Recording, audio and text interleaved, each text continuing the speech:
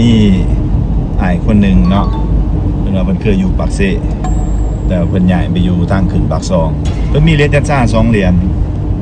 เนาะแต่เป็นของราคาก็อยากสูงแน่เนาะ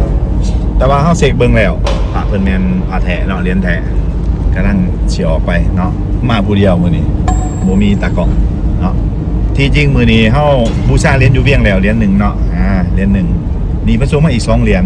เนาะเป็น3เหรียญในมือเดียว3เหรียญเนาะเหรียญนี้เพิ่นห้องอยู่เหรียญหนึ่งประมาณ60 ล้านเนาะแต่ว่าเหรียญหนึ่งบ่งามเนาะเพิ่นก็อยากได้ราคาสำคัญแต่ว่าเฮาก็สิไปต่อรองเพิ่นเนาะเนาะเห็นบ่เพื่อไผอยากโชคดีถ้าหาเฮาแบบนี้เนาะจะได้หาเงินสดแน่นอนเนาะคันเหรียญแท้แม่นได้แน่นอนสำคัญเป็นราคาบ่โอเวอร์เนาะ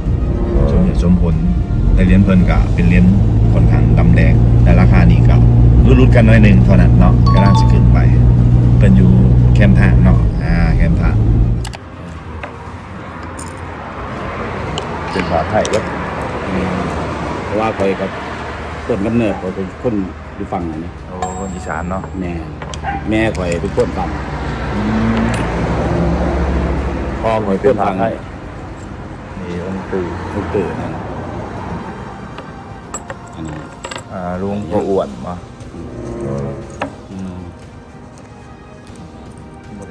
ชุดนี้บุเป็นราคา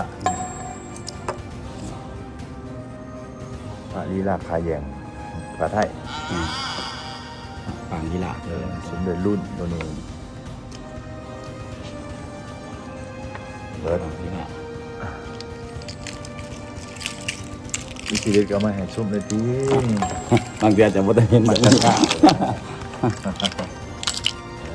มันบ่ทันเป็นราคาเพราะว่าถ้าได้ถามก็ใช่ก็กี่เท่อันแม่มันอยู่ไทยหมดแล้วมันคอยกับมีคอยกับเป็น FC เขาหลายขนาดโอ้ดูที่จบกันกับชื่อนี่2เหรียญแต่เหรียญนี้โบอย่างงามมาได้อันนี้บอกคนซื้อว่าทีเมียอยากกินนะขอบใจเรียบร้อยเนาะเพิ่นโบอยากให้ถ่ายคลิปเพื่อโบอยากให้คนในครอบครัวเห็นเนาะเนาะปิดกันมาเรียบร้อยเนาะ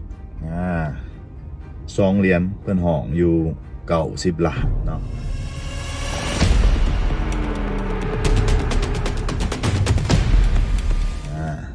เหรียญนี้เพิ่นห้องอยู่70เหรียญนี้เพิ่นห้อง20 ล้านเนาะแต่เฮาตอบได้อยู่80 ล้าน2เหรียญเนาะ80 ล้านเนาะเหรียญนี้ค่อนข้างความดำความคมยังๆเนาะความดำความคมยังๆเนาะเบิ่งทั้งหน้าเบิ่งด้านข้างเนาะเห็นบ่สภาพนี้60-70 ล้านเนาะสบายเนาะกันสภาพนี้อยู่ประมาณ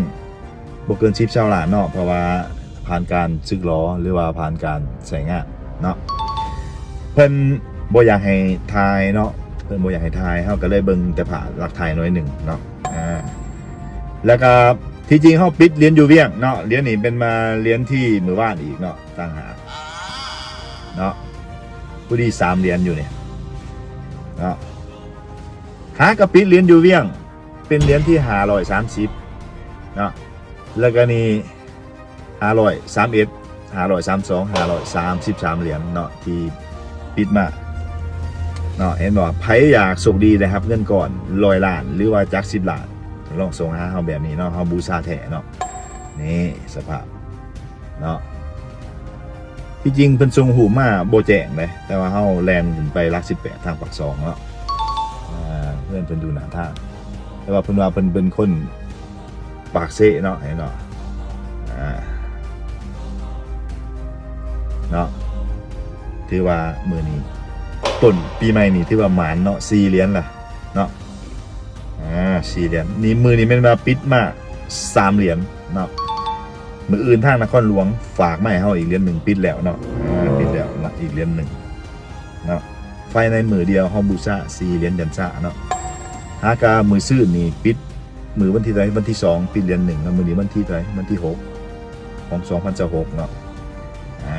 เรียนกันอยู่นี่แล้วเนาะเห็นบ่ขอบใจ FC ทุกคนที่เชื่อมั่นเนาะบูชาแท้ซื้อแท้เนาะซองเองบูชาเองเนาะไป หอดบ้านท่านที่เหมือนเดิมเนาะนี่แหละคือเอิ้นว่าเหลาสายใต้เนาะเหลาสายใต้เนาะทำลายสถิติเนาะ533 เหรียญเนาะเบิ่งง่ายๆวิธีเบิ่งเหรียญเบิ่งง่ายๆเนาะขอบตัดเนาะจุดจ่ายเงินแม่นขอบตัดแม่นจบเนาะบ่แต่แองขอบตัดเนาะเบิ่งกันง่ายๆเนาะเพื่อไปเจอแบบนี้อยากเป็นผู้โชคดีก็ลองทางหาเอาเบิ่งเนาะขออนุญาตกลับบัดนี้เนาะที่จริงเพิ่นบ่ให้ทายเนาะก็รักทายเนาะที่จริงพระไทยเพิ่นก็หลายเพิ่นว่าเป็นคนฝั่งไทยเนาะขอบใจ FC ทุกคนเนาะเพื่อไผอยากได้รับเงินสดจากเฮาเนาะอยากได้รับเงินสดแบบนี้เนาะถือมาเป็น100เนาะเหลือแต่ซ้ำนี้แหละทักมาเนาะ